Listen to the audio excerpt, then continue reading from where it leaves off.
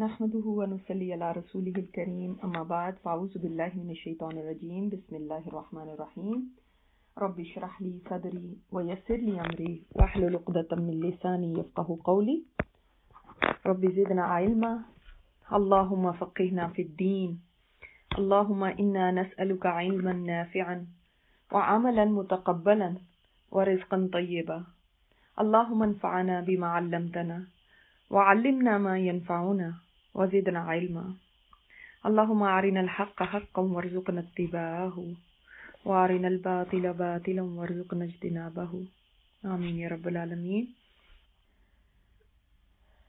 کہ نسخہ کیا بتایا اللہ تعالیٰ نے؟ 3 نسخے یہاں پہ بتائے ہیں۔ وَأَنِيبُوا إِلَىٰ رَبِّكُمْ، پہلا نسخہ پلٹ آؤ اپنے رب کی طرف۔ یہاں سے ہمیں پتہ چلتا ہے کہ یعنی توبہ کرنی ضروری ہے۔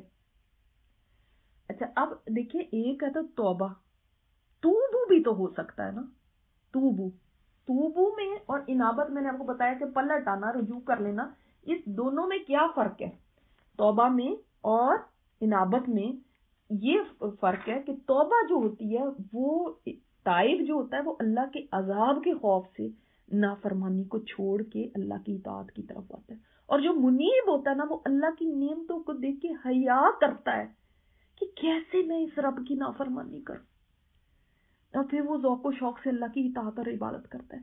یعنی جیسے ہم بھی کبھی کبھی جب ہم اللہ کی نعمتوں کو دیکھتے ہیں، آپ نے غور کیا ہوگا جب ایسے لیکچر بھی آپ سنتے ہوں گے تو اس کے بعد کتنی شرم آتی ہے نا، اپنے آپ میں شرم آتی ہے۔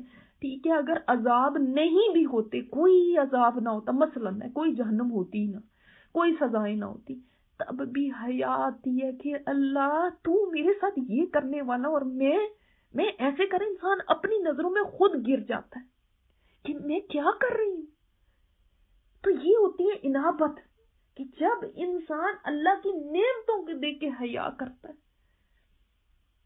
انیبو الی ربکم، اپنے رب کی طرف کو رجوع کرو، پلٹ آؤ رب کی طرف۔ رب پکار رہا ہے کہ میری طرف آ جاؤ، میں تمہارا رب ہوں۔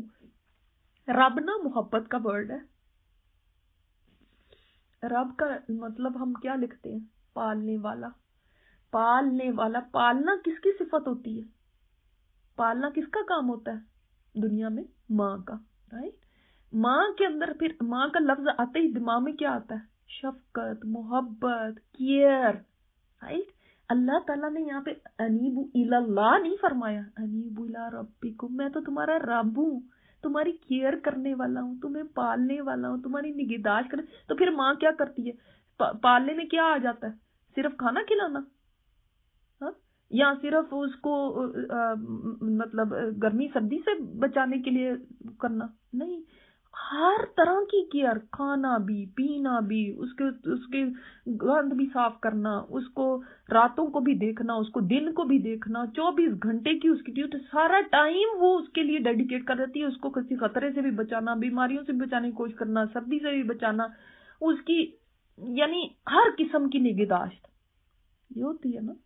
اللہ جب پالتا ہے تو ہر قسم کی انسان کی ضرورت کو وہ پوری کرنے والا ہے، اس کی حفاظت وہ کرنے والا ہے، اس کی پرورش وہ کرنے والا ہے، اس کو رزق وہ دینے والا ہے، اس کو ہر نقصان سے بچانے والا وہ ہے۔ ہر طرح سے اللہ تعالیٰ جو پرورش کرتا ہے، ربوبیت کے اندر نا یہ سب چیزیں آ جاتی ہیں۔ تو انیبو الی ربکم، اپنے رب کی طرف پلٹ آؤ۔ جب تم پلٹ آؤ گے تو پھر دیکھو گے، جب تم اللہ کی طرف آ جاتے ہو، پلٹ کے آتے ہو، یعنی توبہ کر لیتے ہو، تو اللہ کی اطاعت میں آ جاتے ہو، اللہ کی طرف آ جاتے ہو، نافرمانیوں کو چھوڑ دیتے ہو۔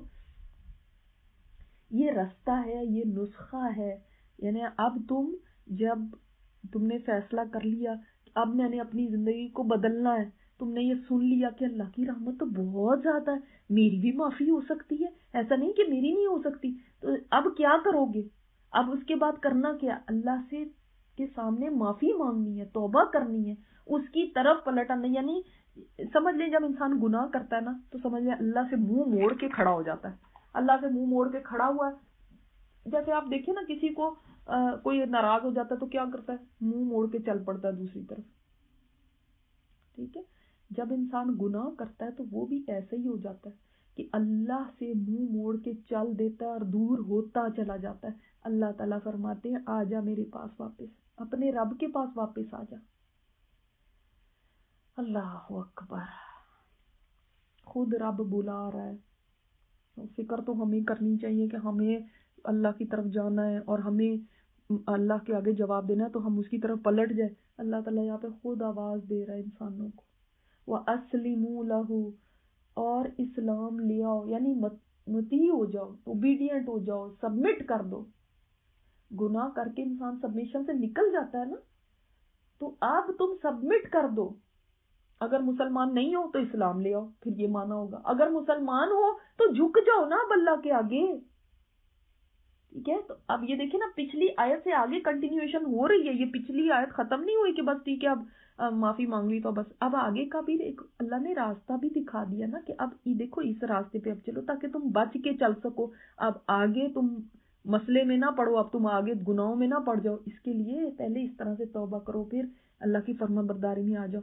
من قبلی, اس سے پہلے کہ ان یاتیکم العذاب ثم لا تنصرون, اس سے پہلے کہ عذاب آ جائے پھر تمہاری کوئی مدد نہیں تم دیے جاؤ گے, یعنی کوئی تمہاری مدد نہیں کر سکے گا پھر. اچھا یہاں پہ آپ دیکھیں, سبحان اللہ, اتنی باریکیاں اور اتنی پیاری باتیں کہ عذاب کی نسبت اللہ تعالیٰ نے اپنی طرف نہیں کی یہاں پہ. حالانکہ دوسری جگہوں پہ آتا ہے, جیسے وَأَعْتَدْنَا لَهُمْ عَذَابًا أَلِيمًا, اس طرح سے آتا ہے نا, ہم نے ان کے لیے تیار کر رکھا ہے عذاب الیم. تو یہاں پہ آ سکتا تھا اگر تم نہیں کرتے تو پھر تمہارے لیے ہم نے دردناک عذاب تیار کرتا. نہیں, یہاں پہ نہیں فرمایا ہم نے تیار کی, یہاں پہ ہے ان یاتیکم العذاب, آ جائے تمہارے پر عذاب, اور ثم لا تنصرون, اور یہ بھی مجہول ہے, پھر تم نہ مدد دیے جاؤ. اس سے پتہ چلتا ہے یہاں پہ کہ یہ مقام رحمت ہے. اللہ تعالیٰ یہاں پہ اپنی رحمت کو مینشن فرما رہے ہیں نا, تو اللہ تعالیٰ نے اپنی طرف عذاب کی نسبت نہیں فرمائی, کیونکہ یہ رحمت کی جگہ اس میں اللہ تعالیٰ بلا رہے ہیں بندے کو کہ پلٹ آ, میری طرف آ جا. تو اللہ تعالیٰ نے اپنی طرف سزا کی نسبت نہیں کی. حالانکہ اللہ کی سزاؤں سے سوائے اس کے کوئی نہیں بچا سکتا, اور جو بھی سزا ہے وہ اللہ کی طرف سے ہی آتی ظاہر ہے, لیکن اور کوئی نہیں بچا سکتا. اللہ تعالیٰ نے فرمایا تمہاری مدد کرنے والا پھر کوئی بھی نہیں ہوگا, تم اس سے پہلے میری طرف پلٹ آؤ.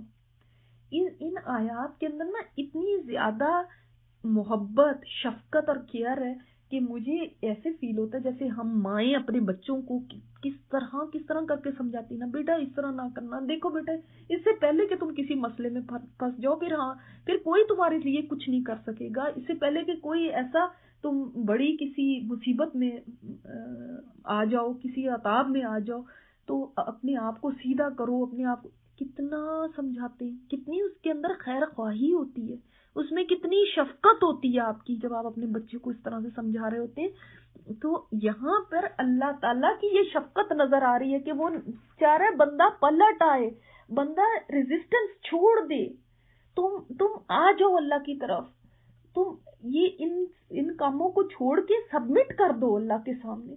اس نے اپنی رحمت کا دامن پھیلا رکھا ہے, اب تو تم رجوع کر لو, اب تو پلٹ آؤ, اب اس کا کہنا مان لو.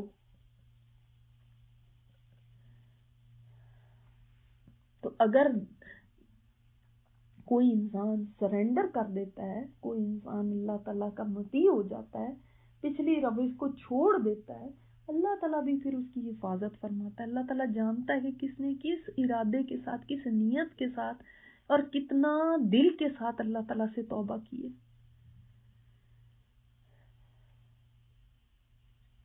تو جب انسان اللہ کے قدموں میں آ کے اس طرح سے پڑ جاتا ہے نا, انسان چھوڑ دیتا ہے وہ ریزسٹنس, خود کو اللہ کے آگے جھکا دیتا ہے, تو اللہ تعالیٰ کو ایسے ہی بندے پسند ہیں. پھر اللہ کو ان کی توبہ اتنی پسند ہے کہ آپ صلی اللہ علیہ وسلم نے اس کی مثال ایسے دی تھی نا کہ جیسے کسی کا اونٹ صحرا میں گم ہو جائے اور اس اونٹ کے اوپر اس کا سارا کھانا پینا سب کچھ لدا ہوا ہے, وہ وہاں پہ اب ڈھونڈنے کے باوجود اس کو ملا ہی نہیں, اونٹ گم ہو گیا. اونٹ اب وہ کہتا ہے اب تو مجھے موت ہی آنی ہے. وہ ایک درخت کے نیچے لیٹ جاتا ہے, جب اس کی آنکھ کھلتی ہے تو دیکھتا ہے اونٹ سامنے کھڑا ہوا ہے, تو اتنا خوش ہوتا ہے کہ وہ خوشی کے اندر بول دیتا ہے کہ اللہ تو میرا بندہ, تو میں تیرا رب, یہ کہہ دیتا ہے. اللہ تعالیٰ فرماتے ہیں اس بندے سے بھی زیادہ خوشی مجھے ہوتی کہ جب تم توبہ کرتے ہو، تم پلٹ آتے ہو۔ حالانکہ اللہ کو کیا فرق پڑتا ہے ہم پلٹ آئیں کہ نہیں پلٹ آئیں، وہ تو ہم نے ہی جہنم میں جانا یا ہم نے ہی سزائیں بھگتنی ہے، لیکن اللہ تعالیٰ کتنا شفیق و مہربان ہے، اسی سے پتہ چلتا ہے جو 70 ماہوں سے زیادہ محبت کرنے والی بات ہے ایسے ہی نہیں ہے۔ اس لیے کیونکہ واقعی اللہ تعالیٰ نہیں چاہتا کہ انسانوں تم عذاب میں پڑ جاؤ۔ اب دیکھیں کتنی شفقت ہے اس میں بھی نا، کہ جیسے ہم بچے، اب ہم یہ تھوڑی چاہ رہے تھے ہمارے بچے کے اوپر کوئی مصیبت ہی آئے، یا ہم اس کو کہتے ہیں نا اس سے پہلے بیٹا کہ کوئی مسئلے میں تم پھنس جاؤ، اس سے پہلے کہ کوئی مصیبت آ جائے، یہ باز آ جاؤ، تو وہ اللہ تعالیٰ فرماتے من قبل ان یاتیکم العذاب، اس سے پہلے کہ تمہارے پر عذاب آ جائے پھر کوئی مدد نہیں کر سکے گا تمہارے۔ لا ملجا ولا منجا منک الا الیک، تیرے سوا اللہ کوئی پناہ نہیں ہے، کوئی نجات کی جگہ نہیں ہے مگر تیرے ہی پاس۔ تیری سزا سے بچنا ہے تو تیرے ہی دامن رحمت میں آ کے پناہ لینی ہوگی تو بچ سکتے ہیں، ورنہ نہیں بچ سکتے۔ اور تیسرا کام کیا کرو، واتبعوا احسن ما انزل الیکم من ربکم، اور اتباع کرو احسن کی۔ احسن پہلے بھی یہ بات آئی تھی جو بیسٹ ہے، اگر قرآن میں سے لیا جائے تو جو سب سے اوپر کا لیول ہے، محسنین والا لیول ہے، وہ والے کام کرو۔ اور دوسرا مطلب اس کا کیا ہے، احسن کی پیروی کرو۔ احسن تمام کلاموں میں احسن کلام ہے قرآن مجید، اس کا اتباع کرو۔ ما انزل الیکم من ربکم، جو نازل کیا گیا تمہاری طرف تمہارے رب کی طرف سے، قرآن و سنت جو ہیں یہ بیسٹ ہیں، ان کو فالو کرو گے تو سیف رہو گے۔ اس پاتھ پہ اب چلو۔ اب اللہ تعالیٰ نے معافی کا فرما کے پھر اس کے بعد بندے کو چھوڑ نہیں دیا، دیکھو اس کو اس کی سیف گارڈ کے لیے کہ اللہ تعالیٰ چاہتے ہیں کہ اب یہ واپس اس دلدل میں نہ پھنس جائے، تو اس کو راستہ بھی دکھا دیا کہ دیکھو تم اس طرح سیف رہ سکتے، تم ایک تو اللہ کے آگے توبہ کر لو، تم مطیع ہو جاؤ، اب سبمٹ کر دو خود کو کہ ہاں میں اللہ، میں تیری باتیں ساری مانوں گا، اور اتباع کرو احسن کی۔ اب دیکھیں قرآن کریم کی اس کا مطلب ہے بات بہترین بات ہے، یہ جو فالو کرے گا وہی اللہ کی طرف واپسی کے راستے پہ، اگر سنسیئر ہے نا کہ واقعی میں نے پلٹنا ہے، اب واقعی میری سچی توبہ ہے، تو پھر وہ یہ کام کرے گا۔ پلٹنے کا راستہ یہ کہ انسان پھر اس کلام کے اوپر آئے، اس کو اپنی زندگی میں شامل کرے۔ اس سے دور ہونا گمراہی ہے، اس سے دور ہونے میں یہ اللہ کا راستہ چھوڑ دینا ہے جو اس سے دور چلا جاتا ہے۔ تو اس لیے اللہ تعالیٰ نے نسخہ خود دے دیا، انسان بھٹکے نہیں کہ اب کیا کروں، اس کے بعد اب میں ٹھیک کیسے رہوں گا، اس کے بعد کیا ہوگا میرا، نہیں، تو احسن کی پیروی کرو جو بہترین ہے۔ ان یاتیکم العذاب بغتۃ، اس سے پہلے کہ کوئی عذاب اچانک تمہارے اوپر آ جائے۔ عذاب کیونکہ جو اللہ تعالیٰ کے عذاب ہے نا وہ اچانک ہی آنے والے ہیں، کوئی عذاب پچھلی قوموں پر بتا کے نہیں آیا کہ فورکاسٹ ہو عذاب کی کہ کل عذاب آ رہا ہے، پرسوں آ رہا ہے، ایک ہفتہ پہلے آ رہا ہے، تو اپنے آپ کو جلدی جلدی ٹھیک کر لیں اور پھر وہ صحیح ہو جائے۔ سارے عذاب اچانک آئے کہ لوگوں کو پتہ بھی نہیں تھا کہ عذاب آنے والا ہے، کبھی رات کو سوتے ہوئے ان کے اوپر آتے تھے، اور کبھی ایسے وقت میں جب جو قرآن کہتا ہے لعب میں وہ مبتلا ہوتے تھے، یعنی اپنے کھیل تماشوں میں اپنے ان میں مصروف ہوتے تھے، ان کو کلو بھی نہیں ہوتا تھا کہ کوئی عذاب آ سکتا ہے۔ تو اللہ تعالیٰ نے فرمایا ہے کہ اس سے پہلے کہ کوئی ایسا عذاب اچانک آ جائے وَأَنْتُمْ لَا تَشْعُرُونَ، اور تم شعور بھی نہ رکھتے ہو، تو اس سے پتہ چلتا ہے نا کہ احسن کی پیروی کرنا بھی اللہ کے عذاب سے بچاتا ہے۔ یہ بھی اللہ تعالیٰ کے عذاب سے بچنے کا طریقہ ہے کہ انسان قرآن کو مضبوطی سے تھام لے، اور صرف یہ نہیں کہ اس کو بس پڑھے ہی، بلکہ اس کی پیروی کرے، اس کے اوپر عمل شروع کر دے گا تو عذاب سے بچ جائے گا۔ اور یاد رکھے وہ عذاب جو اچانک آتے ہیں وہ زیادہ انسان کے لیے تکلیف دہ ہوتے ہیں، بجائے وہ کہ جو کوئی پتہ ہو، انسان پریپیئر کر لیتا ہے، انسان توبہ کرتا ہے، انسان اور اس کے انتظامات کرتا ہے۔ وہ جو ایک دم سے اچانک سے انسان کے اوپر کچھ ہوتا ہے، اس کے اوپر انسان ملا اٹھتا ہے۔ اللہ تعالیٰ نے فرمایا تم اس کی پیروی کرو، یعنی لوگ تو سمجھتے ہیں نا کہ ہاں قرآن پاک کو چلنا یا نہیں چلنا یہ تو ہماری مرضی ہے، نہیں بھی کرتے تو کوئی ایسی بات نہیں ہے، ٹھیک ہی ہے، یہ بھی صحیح ہے، اگر کر بھی لیں گے تو وہ بھی صحیح ہے. ایسا نہیں ہے. اس کے اوپر چلو اس سے پہلے کہ عذاب آ جائے اچانک، پھر تمہیں پتہ بھی نہیں ہوگا اس کا، تم نے سوچا بھی نہیں ہوگا، گمان بھی نہیں ہوگا تمہیں. اللہ اکبر. اور آپ دیکھ لیں کئی زلزلے آتے ہیں، کئی ایسی سونامیاں آتی ہیں کہ لوگوں کو پتہ بھی نہیں ہوتا اور کیسے عذاب آ جاتا ہے.